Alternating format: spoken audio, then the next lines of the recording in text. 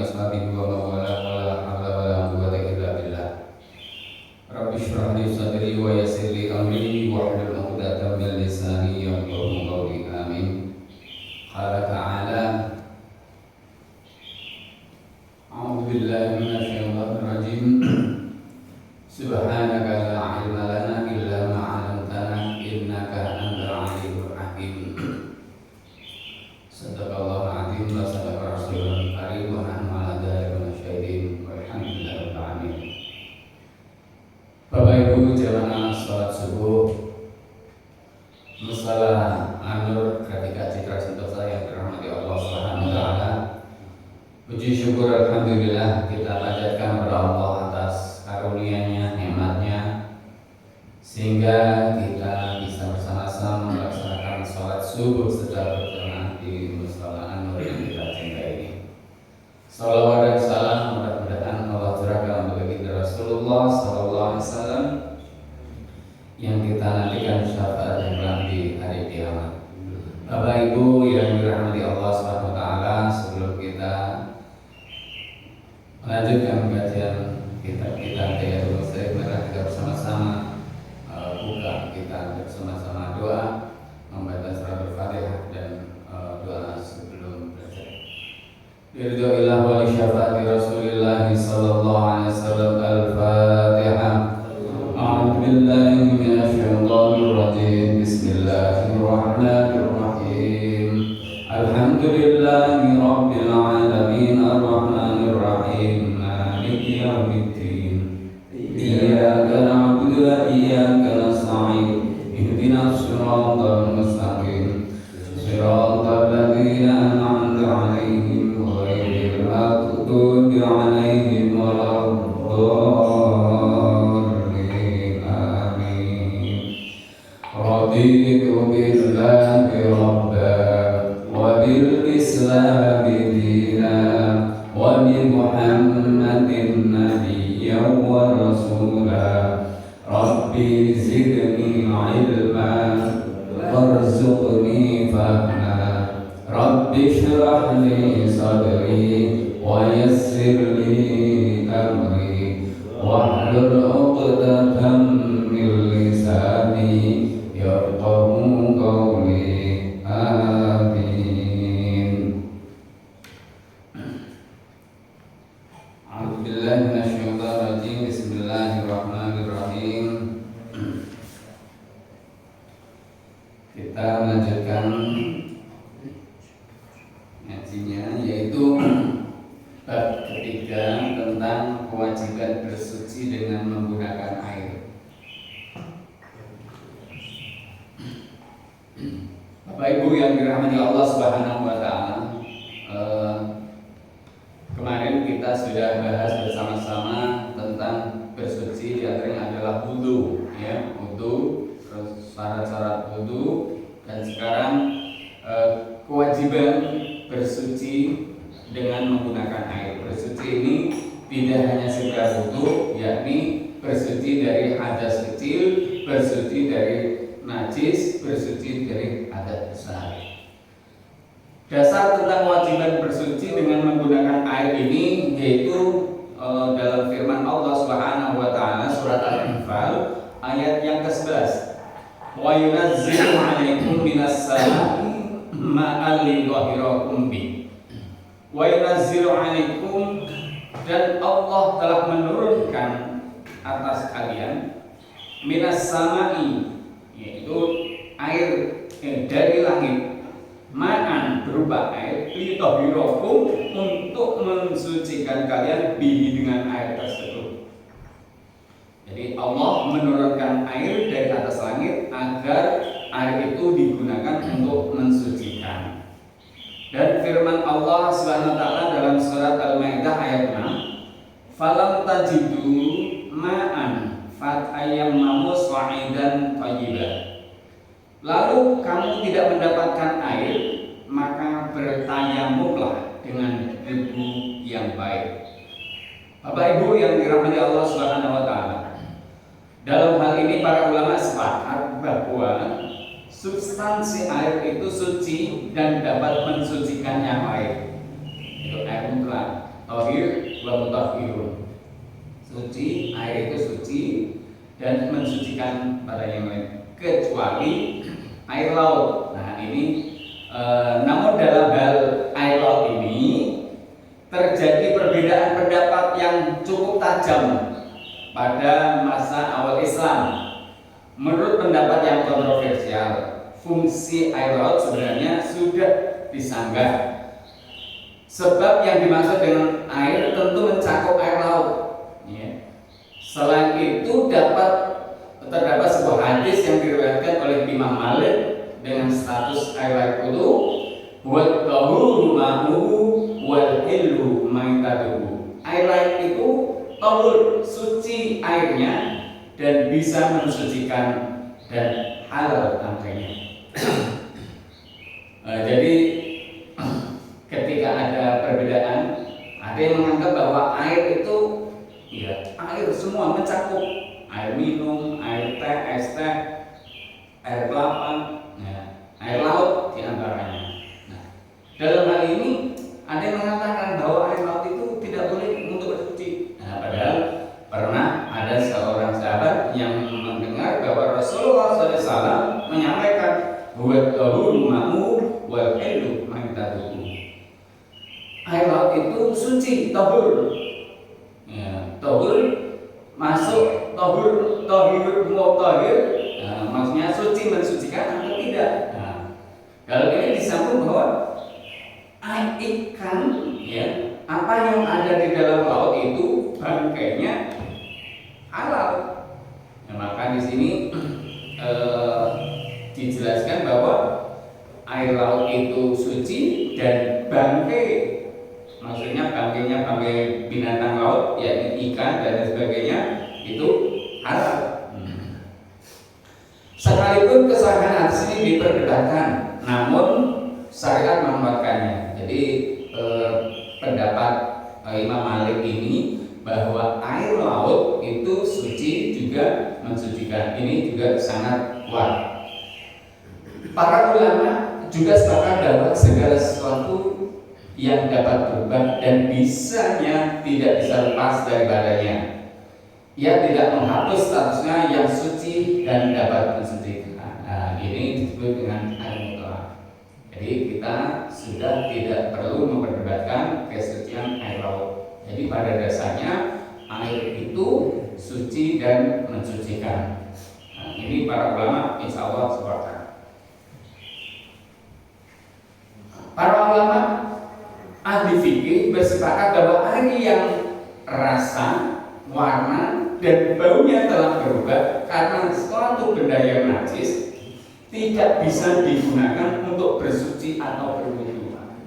Ya, ini perlu perlu diperhatikan air yang sudah berubah, baik warnanya, rasanya, ya, baunya, ya. Ini karena kena sebuah najis, suatu najis, maka air tersebut tidak bisa digunakan untuk bersuci atau berwudu. Contoh, teh, walaupun ini air ini suci bisa diminum, tapi di sini tidak bisa untuk berwudu. Es teh, es sirup kayak gitu tidak boleh, walaupun itu sebenarnya suci, tetapi tidak bisa untuk mensucikan. Nah ini kita harus paham.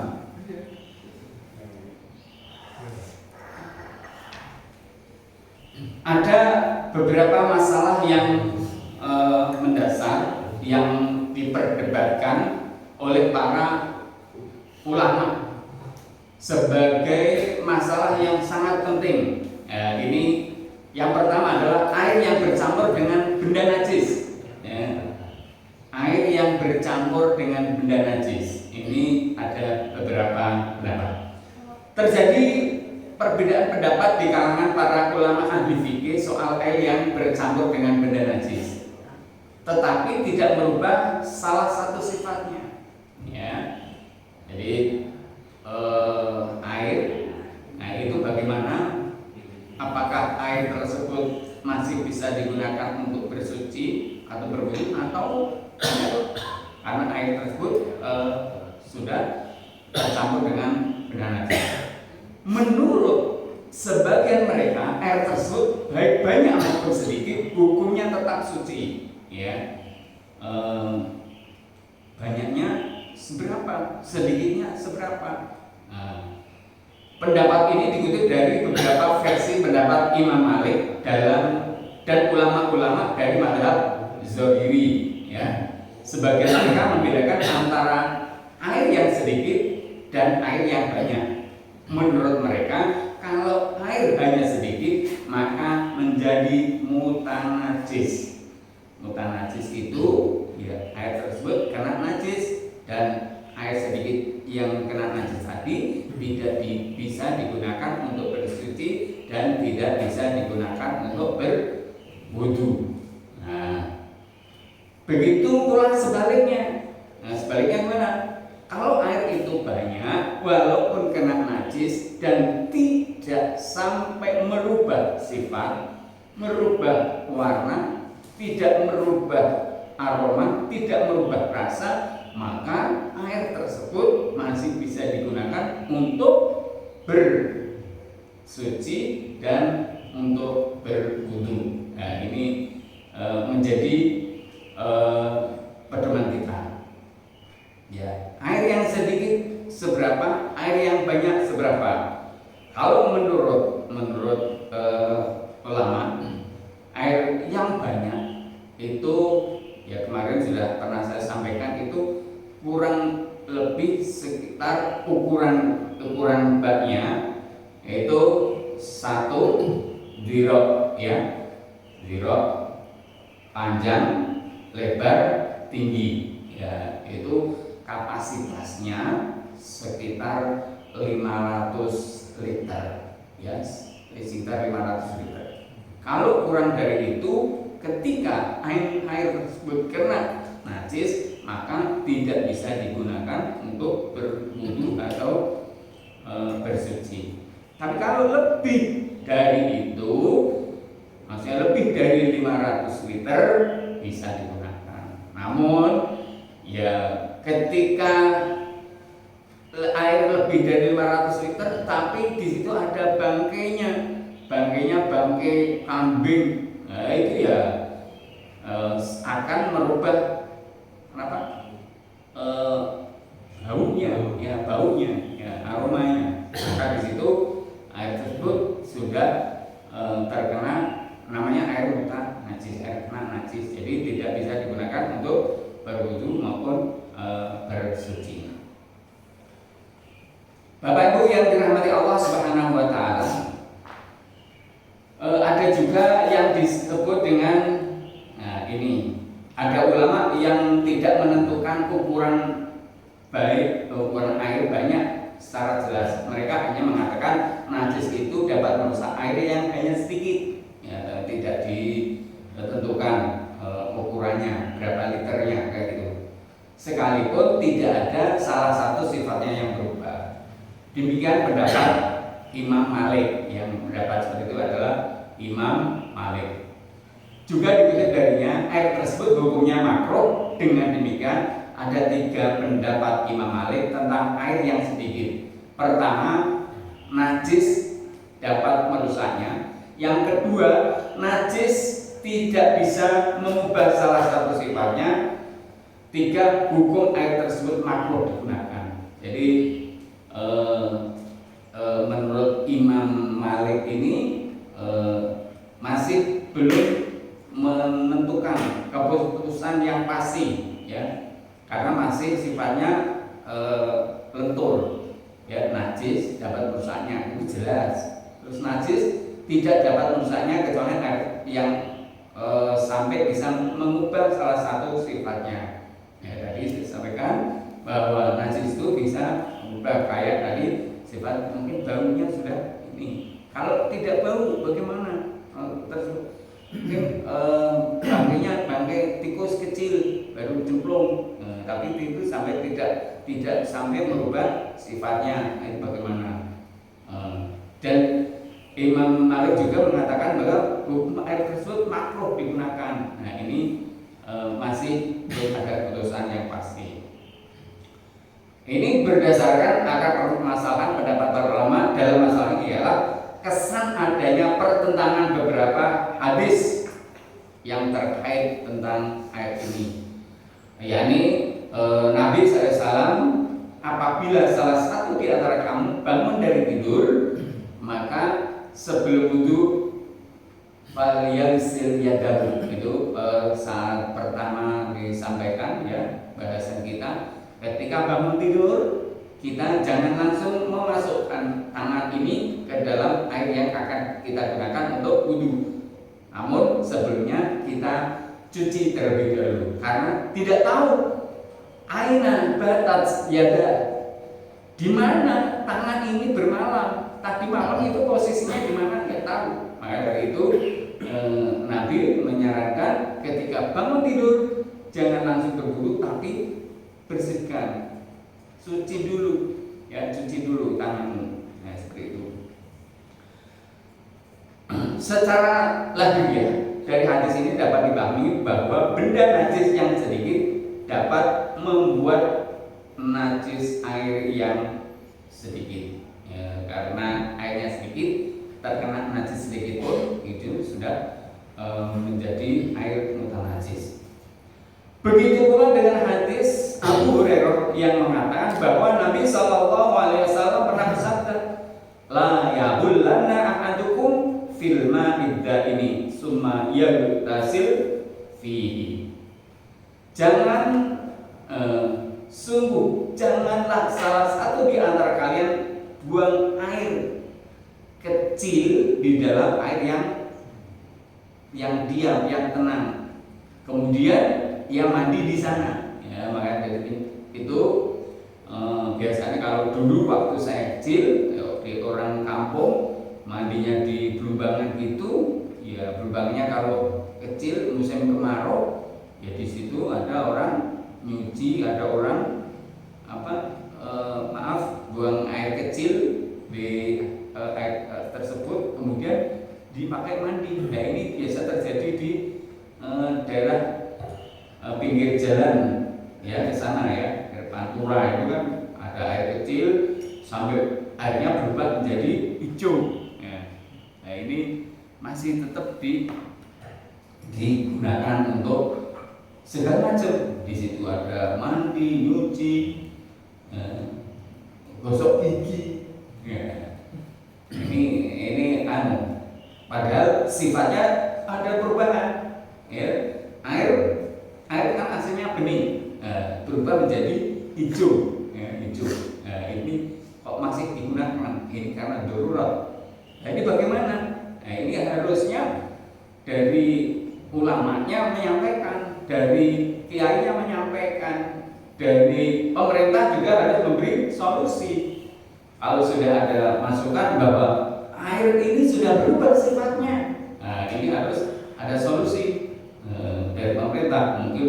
Tapi kalau saat ini sudah ada air Pamsimas ya, ini alhamdulillah pemerintah sudah cepat tanggap darurat untuk memberi solusi pada warganya yang kekurangan air. Biar ya yang namanya air ini sangat penting. Air adalah sumber kehidupan. Jangan sampai air yang sudah berubah ya, tadi sifatnya sudah berubah warna hijau masih digunakan juga. Dan kalau sekarang mungkin sudah jarang ya. Dulu di masjid-masjid bahkan ya banyak air-air yang sudah berubah warna itu masih tetap saja digunakan untuk berwudu. Nah ini sangat disayangkan. Dan alhamdulillah sekarang kalau orang-orang di masjid wudu itu menggunakan keran, walaupun pakai bak itu biasanya baknya yang sudah besar. Nah ini yang biasanya para takmir masjid membuat jalan menuju ke tempat buang air kecil, ke toilet atau ke tempat wudu itu ada semacam kolam kecil, ya di situ sampai airnya keruh, berlumut, kotor, sehingga licin. Nah ini bahkan orang mau masuk sana harus lewat itu, keluar lagi lewat sini. Nah ini perlu diluruskan bahwa ya katakanlah masuk lewat situ oke lah, tapi kalau setelah wudhu ya harusnya lewatnya melalui tempat yang bersih, suci, ya biar ya terjaga kesuciannya, jangan sampai tercampur lagi. Itu saya masih mendapatkan beberapa masjid yang menggunakan seperti itu, ya terutama masjid-masjid di pinggiran, di kampung-kampung sana. Jadi dibuatkan di sana ada tempat wudhu, sebelum masuk tempat wudhu itu ada ya kayak kolam kecil biar menyelupkan kakinya untuk menuju ke sana, biar nggak tahu tujuannya sebenarnya untuk membersihkan, tapi karena lama tidak dibersihkan kotoran itu akhirnya apa, berlumut, berubah warna, kotor, bahkan ya seperti itu. Ini perlu ada pembelajaran harusnya, maksudnya pemberitahuan bahwa itu harus dirubah. Kalau memang itu diberlakukan, dia harus dibersihkan secara periode biar kesucian, kebersihan dari air tersebut tetap terjaga. Bapak Ibu yang dirahmati Allah Subhanahu wa taala, secara lahiriah dari hadis ini juga bisa dipahami bahwa najis yang sedikit dapat membuat najis yang sedikit. Begitu pula dengan riwayat tentang larangan mandi janabah di air yang tidak mengalir. Ini diriwayatkan oleh dalam hadis. Begitulah pula dengan riwayat tentang larangan berwudu di air yang tidak mengalir. Ya, jadi baik mandi maupun wudu, ya jangan menggunakan air yang sedikit yang tidak mengalir. Ini jelas. Diriwayatkan dari Anas, sesungguhnya ada seorang badui berdiri dan menuju salah satu pojok masjid, lalu ia buang air kecil di tempat itu. Orang-orang pun berteriak marah kepadanya. Tiba-tiba Rasulullah SAW bersabda, biarkan saja dia. Setelah selesai itu, beliau menyuruh mereka, orang-orang sahabat, mengambil air 1 ember untuk disiramkan ke bekas air kencing tersebut. Jadi bukan air kemudian kena pipis, tapi sesuatu yang kena pipis digebyur dengan air 1 ember tadi. Nah, ini sudah dianggap suci, ya. Ya, contoh, nah ini mungkin Pak Rudi yang biasa membersihkan ngepel di musola kita, ketika ada najis diambil najisnya kemudian digebyur. Ya, setelah itu baru dipel, ya. Cara membersihkannya seperti itu.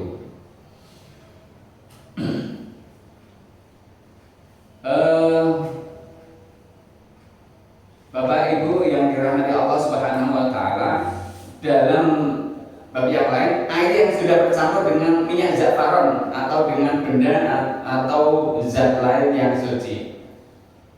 Menurut mayoritas ulama ahli fikih, air tersebut tetap dianggap suci. Tetapi Imam Malik dan Imam Syafi'i berpendapat sebaliknya. Sementara menurut Imam Abu Hanifah, air tersebut tetap suci selama perubahan yang terjadi pada air tidak karena dimasak. Nah, ini menurut Imam Abu Hanifah, secara hukum benda-benda cair yang suci tidak bisa membuat suci, yakni hilangnya hadas. Pendapat ini sama seperti pendapat ketiga imam mazhab lainnya.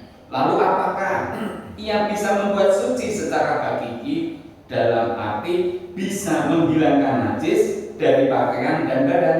Menurut Imam Abu Hanifah dan Abu Yusuf bisa. Sementara menurut Muhammad dan Zufar tidak bisa.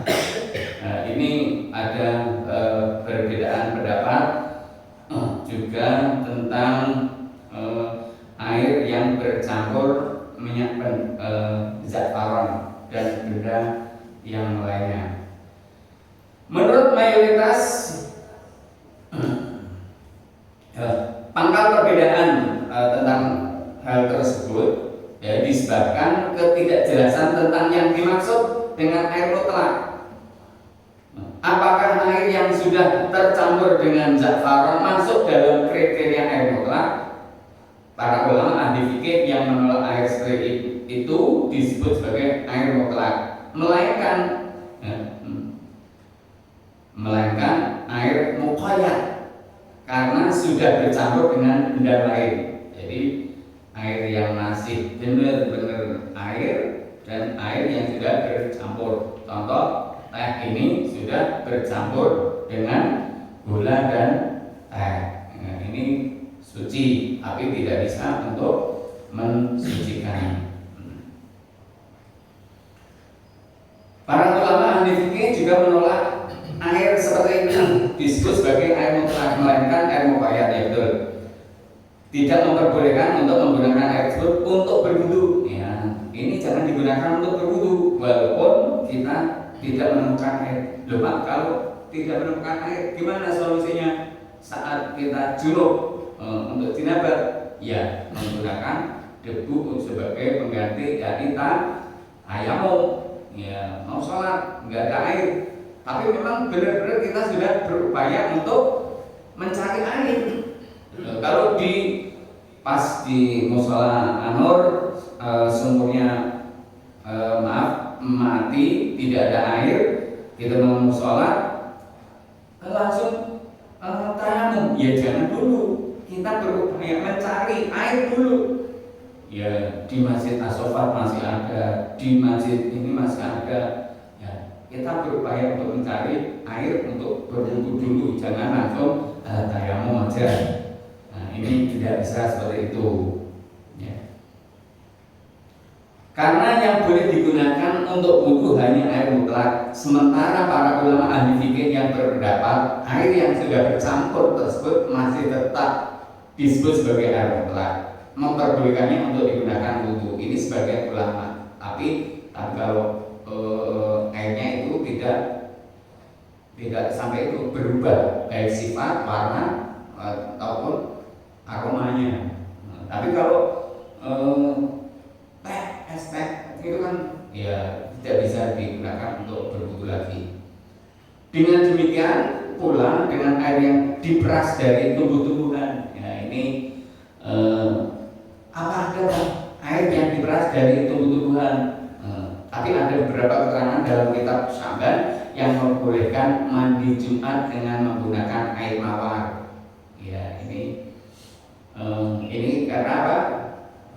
Bersumber dari hadis Rasulullah yang mengatakan bahwa mandikan saat kita memandikan jenazah ya itu menggunakan daun bidara, itu kan Rasulullah sangat menganjurkan kan memandikan jenazah menggunakan daun bidara. Nah di sini berarti bisa mensuci dan mensucikan. Kalau itu tidak mensucikan, pasti tidak digunakan untuk memandikan jenazah tersebut, karena jenazah itu pasti dimandikan dalam harus suci gitu. Maksudnya yang dari kotor menjadi suci. Ya seperti itu. Jadi yang mewajibkan untuk mandi itu kan ada jinabah, ada wiladah, ada orang yang sembuh dari gila dan orang mati. Ini wajib untuk mandi. Kalau yang kita sadari setelah olahraga mandi bukan wajib tapi sunnah kayak gitu. Sunnahnya gimana? Kalau kita kondengan ya habis kerja keras, kemudian keluar keringat banyak, kemudian sholat berjamaah ini kan mengganggu konsentrasi tetangganya, temannya, saudaranya, maka disunahkan untuk mandi, ya. Bahkan Rasulullah SAW mengatakan, ini hadis apa Quran ya? Datanglah ke masjid dengan menggunakan pakaian yang terbaikmu. Nah itu kan, ya jangan sampai kita pergi ke masjid menggunakan habis kerja keras langsung dipakai seperti itu. Nah ini kan kasihan. Dulu ada salah satu jemaah kita yang seperti itu, ya, akhirnya ya dirasani terus pergi.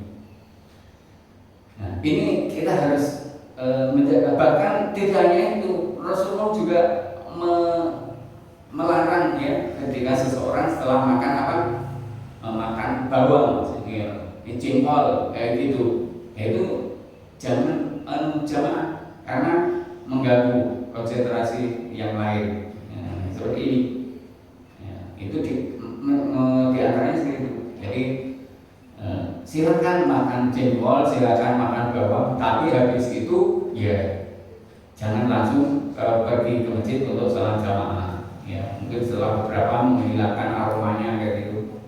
Kalau orang-orang di Mekah itu makan, ya, makan nasi biryani biasanya ya menggunakan bawang, ya, sama nyerus lombok itu seger kayak gitu. Ya. Nggak sampai sana, nggak apa-apa. Ini memang ya untuk menambah pengetahuan juga. Percampuran air dengan benda yang lain itu yang sedikit ataupun banyak ya. Jadi campurnya ini air itu ya contoh dalam sebuah tempat wudu, kalau di masjid-masjid kampung yang dulu, tidak tahu sekarang ini sudah ada perubahan, kayaknya banyak yang menggunakan keran. Itu kalau bercampur dengan benda najis ya itu jangan digunakan untuk berwudu. Tapi kalau kolamnya itu besar ya diangkat. Tapi kalau memang sampai merubah ya sifat, ya warna maupun aroma atau rasa, ya jangan digunakan untuk berwudu. Itu sangat ditekankan sekali. Bapak Ibu yang dirahmati Allah Subhanahu wa taala, yang ketiga, air yang telah digunakan untuk bersuci. Para ulama ahli fikih berbeda pendapat tentang air yang telah digunakan untuk bersuci. Ya. Dalam masalah ini ada 3 pendapat. Ada ulama yang tidak memperbolehkannya secara mutlak. Ya. Inilah pendapat Imam Syafi'i dan Imam Abu Hanifah. Ada juga ulama yang menghukuminya makruh. Ya. Mereka tidak memperbolehkan tayamum sepanjang masih ada air seperti ini. Jadi tentang air yang pernah digunakan untuk bersuci digunakan lagi itu ada 3 pendapat. Ya, pertama tidak boleh sama sekali. Yang kedua makruh digunakan. Yang ketiga adalah Imam Malik dan murid-muridnya membedakan air sendiri dengan air mutlak. Jadi masih dirinci lagi oleh Imam Malik. Sebab pendapat Abu Saur dan Dawud berikut muridnya, Abu Yusuf menganggap pendapat ini aneh. Katanya air itu najis. Ya, air seperti itu najis. Ya, kalau memang penggunaan airnya itu untuk menggunakan mensucikan dari kotoran dan najis, maka air yang tersisa tadi ya bekasnya adalah najis, betul. Tapi kalau hanya sekedar wudu itu kan tidak najis. Tapi menurut Imam Malik tadi menggunakan air ini makruh, ya makruh untuk bersuci. Dan daripada ini gimana? Ya, tapi memang untuk sebagian, bukan sebagian, orang yang kesulitan air ya di pedesaan itu air yang digunakan untuk wudhu ya itu biasanya kalau pakai keran itu langsung ditadai. Nah, air yang bekas wudhu tadi masih bisa dimanfaatkan untuk apa? cuci piring. Ini saya pernah melihat seperti itu. Ya, tapi kalau untuk wudhu lagi sudah nggak bisa. Untuk menghilangkan kotoran dan najis, ini tadi ada 3 pendapat ulama. Kalau Imam Abu Hanifah dan Imam Syafi'i, ya tidak bisa.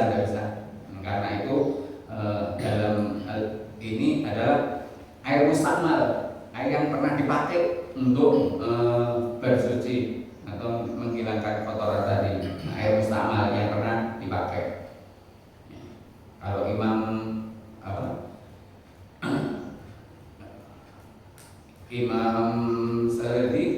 Malik, ya jangan dipakai dulu karena itu termasuk makruh, tapi masih bisa digunakan untuk yang lain. Ada imam yang mengatakan bahwa air itu najis. Nah, ini memang ada 3 pendapat. Pangkal perbedaan mereka dalam masalah ini lagi-lagi terletak pada apakah air seperti itu masih bisa disebut air mutlak. Nah, ini tadi dasarnya disebutkan bahwa sesungguhnya beberapa sahabat biasa memperebutkan sisa air wudhu dari Nabi SAW. Ya, ini air bekas wudhunya Rasulullah itu diperebutkan, ya, diperebutkan. Kalau sekarang tuh biasanya ada pengajian air minum bekasnya kiai itu rebutan, ya, untuk minta mencari barokahnya. Ini zaman dulu, zaman Rasulullah, air bekas wudhunya Rasulullah diperebutkan oleh sahabat-sahabat. Padahal jelas air itu adalah air yang sudah digunakan Rasulullah untuk berwudhu, tetapi tetap bisa disebut air mutlak karena biasanya tidak sampai ada salah satu sifatnya yang berubah karena kotoran anggota tubuh yang dibasuh dengannya. Jadi tadi saya sampaikan air yang bekas, ya, bekas dipakai, kalau memang itu bekasnya hanya untuk wudhu, ya itu tidak termasuk air najis. Nah, tadi ada pendapat imam yang mengatakan itu air yang makruh digunakan. Tapi ada yang bahwa itu air masih suci, terutama sumbernya dari para sahabat memperebutkan air bekas wudhunya Rasulullah Shallallahu Alaihi Wasallam. Sekalipun terjadi hukumnya tetap hukum air yang salah satu sifatnya berubah oleh sesuatu yang suci. Ini yang menjadi pertimbangan para ulama menilainya makruh digunakan. Ya, ini ya tadi memang tidak boleh makruh dan yang itu air sudah mengandung najis. Ya. Yang ini yang keempat, ya, satu bahasan lagi, kesucian orang kafir dan binatang ternak.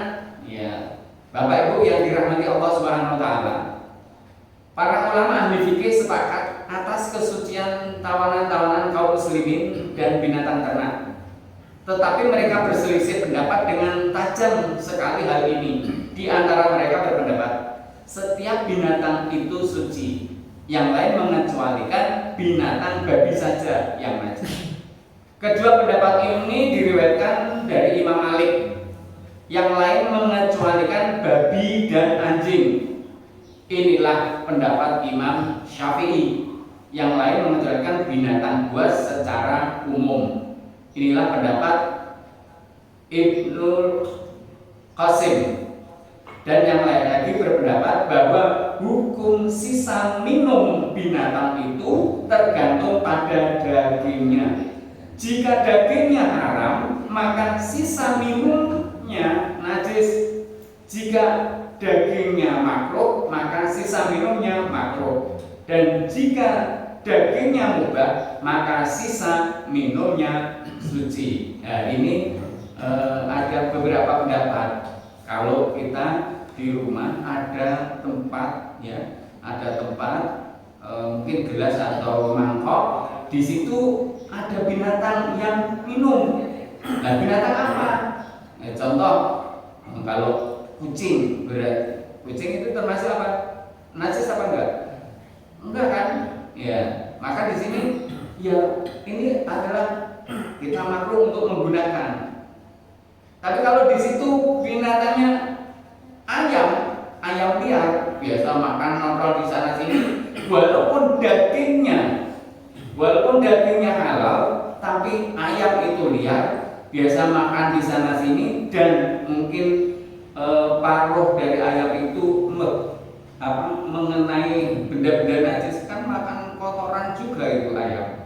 Maka air yang di mangkok tadi ya hukumnya najis, walaupun tadi dikatakan bahwa dagingnya halal, tapi karena ini ayam, ini ada contohnya, ini ada keterangan yang di bawahnya.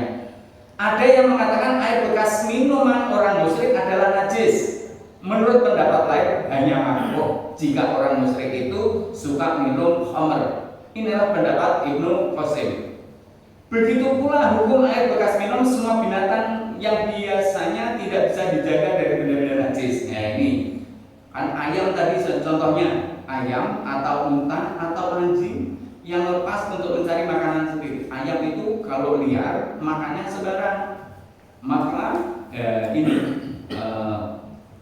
kadang makanan najis itu dimakan, itu makan ketika dia minum di mangkok, ya katakanlah di situ ada air putih di mangkok, ya di situ jangan kemudian kita menggunakan untuk minum atau yang lainnya. Ya, sumber perbedaan mereka dalam masalah ini ada 3. Pertama, kias. Ya, kias ini ya dikiaskan dalam Al-Quran seperti apa.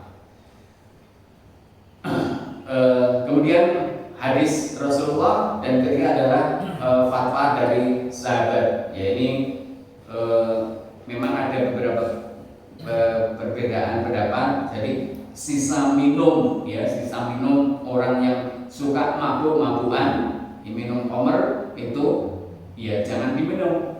Nah, ini ada larangan tadi, termasuk bekas minum ayam yang liar. Tapi kalau di situ binatang yang najis seperti anjing, ya jelas. Apalagi najis itu anjing itu air liurnya adalah najis. Ya, maka di sini ada keterangan lagi, ya, idza walaghal qalbu fi na'i ahadikum falyu'idhu wal yaghsilhu sab'a marrat wa fi ba'di turqihi ulahuna biturab wa fi ba'diha ghufiruhu as-samina biturab. Jika seekor anjing menjilat bejana seorang di antara kalian, hendaklah ia menuangkan isi bejana itu dan mencucinya sebanyak 7 kali. Nah, ini kita harus hati-hati. Alhamdulillah di lingkungan kita nggak ada yang memelihara anjing, ya. Jadi insya Allah kita aman. Tapi kalau di lingkungan sudah ada yang memelihara anjing, kemudian dia dibiarkan liar, kemudian minum di ember, kita tidak tahu bahwa air tersebut pernah digunakan minum anjing tersebut. Nah, ini biasanya kita harus mencuci sebanyak 7 kali. Maka dari itu kita hati-hati dalam hal ini. Mungkin Bapak Ibu yang dirahmati Allah Subhanahu wa taala, kajiannya ini seperti ini ya untuk pagi hari ini. Mungkin sebelum ditutup ada tanya jawab, atau nanti tanya jawabnya kita tanpa speaker. Begitu penjelasan, mungkin nanti ada penjelasan tambahan dari Bapak Ibu sekalian, tidak apa-apa, atau akan ada pertanyaan tentang hal ini. Monggo saya tutup dulu, kita akhiri dengan Allahumma fi ila Assalamualaikum warahmatullahi wabarakatuh.